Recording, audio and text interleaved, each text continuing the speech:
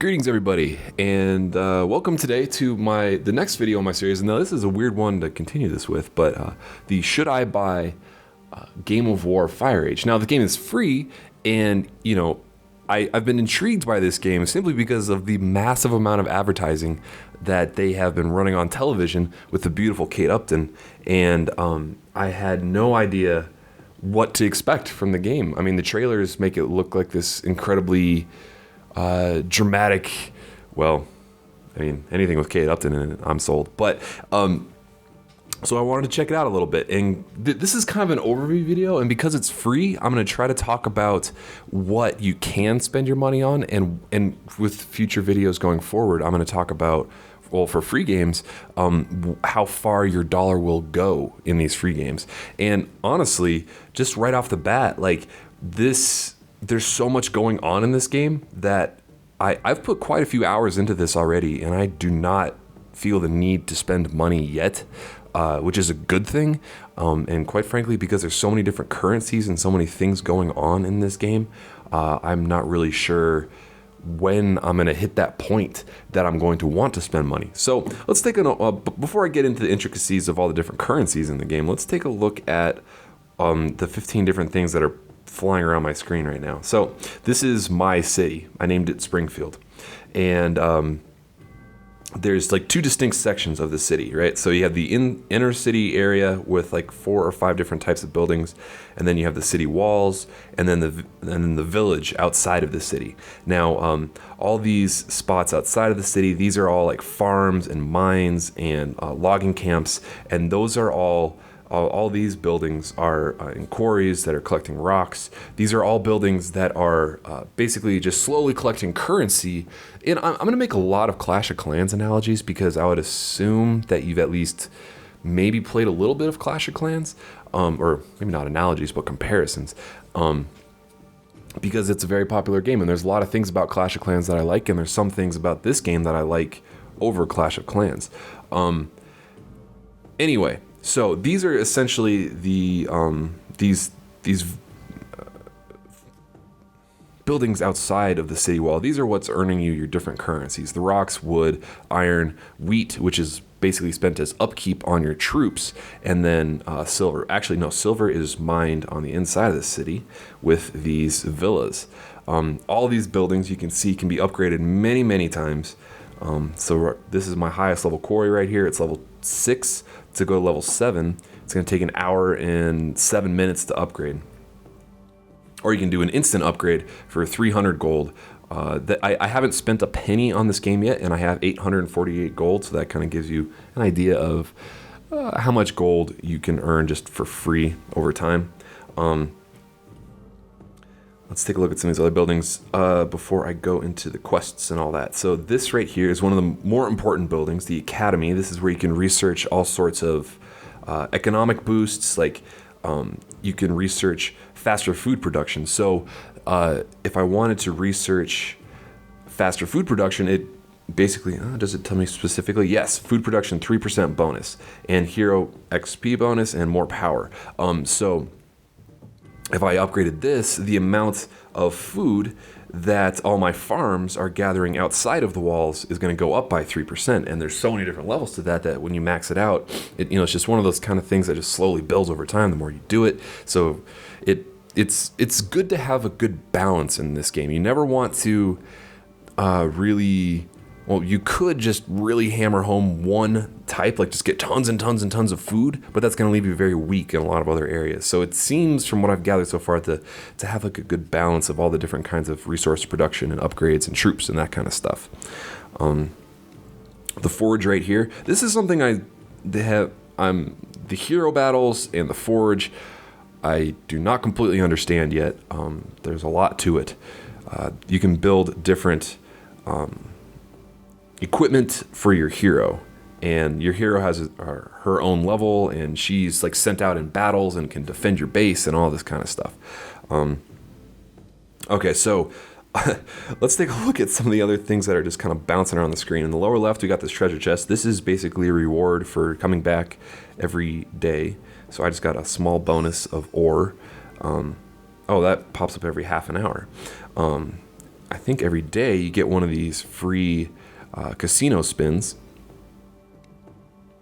Let's take a free spin here. And for whatever reason, and I'm curious if you guys are getting this feeling too. Oh, so I got 15,000 silver there. Nice. Let's go back. For whatever reason, because maybe the casino thing tipped me off to this, but the design of this world reminds me so much of like a casino in Vegas. Not casino in Vegas. A slot machine in Vegas, and like the sound effects and all that kind of stuff. Oh, I better have the sound going right now. I do have the sound going. Whew. Okay, good. Oh, I should also point out this is my stronghold. This is essentially like this is the core of the city. City named Springfield, and you know this is the stronghold is the higher the level that is, it opens up upgrades for all sorts of parts of your kingdom. So a lot of times you'll see like, oh, well, I want to get the next archer upgrade or something like that, but the stronghold level isn't high enough. So then to upgrade the stronghold, you need to have a higher level of academy and a higher level of wall. So let's. Well, then to upgrade the wall one more time. Oh, I can upgrade the wall. I had the forge level 7, which I did recently. So maybe I will upgrade the walls in a minute here. So one thing that I don't like about this game compared to Clash of Clans is that there is zero creativity with the placements of your buildings. Whereas Clash of Clans and placing the wall and all that, that's part of the game itself, is how to build your base to defend against attackers most efficiently. Okay, so in the bottom right here, so this is a member of my alliance. So when you build something, you can ask members of your alliance for help.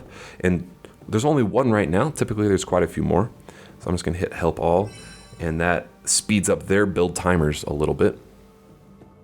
I'm not sure what this one is. Solo events, alliance event. I don't really know how this works, so I'm gonna pretend like I'm not there. I mean, there's there's so much to this game. It's kind of overwhelming, and I'm intrigued to learn more about it. And I'm just trying to show you guys what the little bit that I've learned from the hours that I've put into it already. The quests tab here on the bottom. There are 4 different categories of quests. I'm not a VIP member right now, and that I'll get into a minute. So the Empire quests, this top tab, these are just things like upgrade your building to this level, or they basically kind of point you in the right direction for where you should be pushing your city and doing your upgrades. So like the recommended quest, upgrade farm to level 5. That's probably a good thing to do. Now, unfortunately, you can only build one thing at a time. So if I wanted to upgrade a farm to level 5, the building, I could choose to upgrade the walls or upgrade the farm. I can't do both. It's not like Clash of Clans where you can buy multiple builders either, because if you could, I think that would be something I would jump all over to actually spend real money on. Let's take a look at the other quests. So the daily and the alliance quests, these are a little bit different. So this is a quest that I completed before, and this is basically a reason to just keep checking back throughout the day. You can see on the very top, the timer is going to reset in 5.5 hours, but I have 5 different quests here, and they each take 30 something, between 5 and 30, or 3 and 30 minutes to complete. The uncommon quest, the longer the quest is, the more rewards you're going to get. So you can look and see how much hero experience, silver, ore, and food you're going to get. All you have to do is just tap it, and then in 36 minutes, you can come back and collect that reward. It's very simple. It's just kind of plate spinning, time management, I guess, just to constantly make sure that you're on top of always doing something new with the quest. They're not particularly advanced or require a lot of thought, which, I mean, it's a good and a bad thing. So to activate VIP, yeah, let's do this. So some of these little bonuses you earn like through the roulette wheel and stuff like that, or you can buy them with gold. So I'm a VIP now, and the VIP quests have even more rewards and gold and stuff like that. Let's see, the common quest, funds, silver, food, gold, loyalty, all that good stuff. Items. So this is the store. I'll take a look at my items. These are like the random items that I've got. Oh, I need to turn off those notifications. Good to know, John. Okay, so, there's things like 60-minute boosts for VIP, stone capacity boosts, iron ore boosts, things that I'll probably save for when, especially like the currency earning boosts, I'll save them for when my base is a little bit more well-rounded, because right now what I've been doing is I've just been upgrading the hell out of one, let's say, farm, and just leaving all the other ones at the base level. So right now, let's see, for example, like I have a level 7 mine, but all my other mines are only level 3. And so I'd probably want to balance those out a little bit, because, if I'm going to use that boost, I'll get a lot more for my buck, I guess you could say. Alliance gifts. Now, this is kind of an interesting thing. I've never really seen done before. So I'm in this alliance, Army of Darkness, and I would highly recommend joining an alliance when you start this game. And anytime someone else in my alliance buys a gift, everybody in the alliance gets a gift. And it's not, the gift that I get isn't as big or as valuable as what they spent real money on, but everybody does kind of benefit from that. So I just got a little bit of extra ore, plus 1 gift point. And the higher your gift level, the more gift rewards. And then, these things expire relatively quickly. So this is just this game has a lot of things in it to make you want to keep coming back every day to make sure that you're not missing out on them. Because as I was refreshing my memory and kind of reviewing what I was going to say before recording this, I had quite a few expired gifts, and I was just sitting there like, shit, like I forgot to actually check back that day. Because I went out drinking too much. Okay, so what is there anything else I want to show in this city? So yeah, let's take a look at the barracks, because that's an interesting part of this too. Barracks. Okay, so here are the different kind of troops you can train, and to unlock the hoplites or the skirmish archers and stuff like that. That I would do at the academy, but I haven't unlocked a lot of other characters yet. So these troops that you can train, like let's say I want some more slingers, it gives you a little timer on the bottom and tells you how much each one's going to cost. And they also, very importantly, need to pay attention to that upkeep, because the troops are the only thing that have an upkeep cost. And if your upkeep ends up being way too high compared to the amount of food income that you're just passively generating, you can burn through those stores very quickly, and you do not want to do that. So it's going to take an hour and a half to train those guys, which I will do later, actually. But before I actually start committing myself, I wanted to show off the full world. So in the bottom left, you can switch between your city and the bigger world. And this is the world of Game of War Fire Age, right? This is my little city. I wish it said Springfield right there instead of just empire.cryptic numbers. And around, you can see all these other cities, like this alliance right here, other various empires, and even some rare beasts that you can attack that are just kind of hanging out around the world. So attacking, this is actually the first time that I've seen this lion. I've seen elephants and other very strange things all around, and there'll be sometimes like a rare dig site, things like this, where you can dig on the tile for a chance for excavating treasure. If owned by another player, you can help evict the player by defeating their encamped army. So I can scout that or profile it or attack it and steal whatever's there. And you can kind of split up your army. So like, let's say I had a particularly large army and I wanted to send half my army to the rare dig site and half my army to go take out this lion. I could do that. But it's telling me on the bottom, my hero is not ready to attack yet, which I would love to do. Let's see, the event is starting in 15 minutes. Okay. So Monster Mastery level 4 which is way, way, way down the tier. So it's going to take a long time before I can start attacking monsters. So that's just kind of one of those things that teases you to say like, oh, fuck, there's so much more to see of this game, but we don't really know yet. And I don't, what do I need to do to get this? Academy level 6, energy 4, heroes, march speed 4, crit 4. Wow, so I've got a lot of upgrading to do for my hero to get to that point. But what you can also do is, let's say, so this is my empire here still. You can just attack or occupy nearby camps. So there's 210,000 wood quantity there. I'm just going to send my entire army. Why the fuck not? It's going to take 18 seconds to march there. Speed up at... well, if I wanted to speed up, it would use one of these consumables, but I'll save that for like a much bigger quest. So you can see the army kind of trudging through there.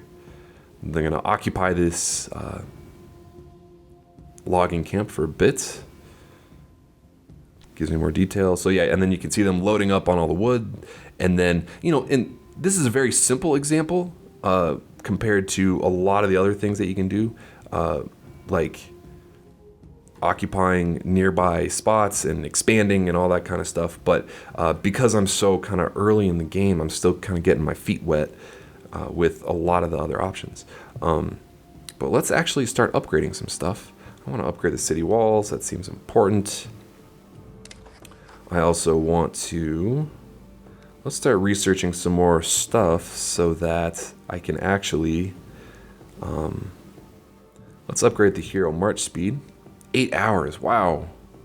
Some of these upgrades are very, very, very long compared to some of the relatively easier ones. But I'm going to be out of town, so I don't mind doing a longer one. And then, so basically at all times you want to be upgrading something, you want to be building something, and then possibly having your troops out on a quest, as well as having all of these daily quests rolling at the same time. Okay, so you can see in 5 seconds here, I'm going to be able to collect this reward. And then send them off on another 11-minute quest. And if I wanted to, I could train some more troops as well. But let's take a look at how my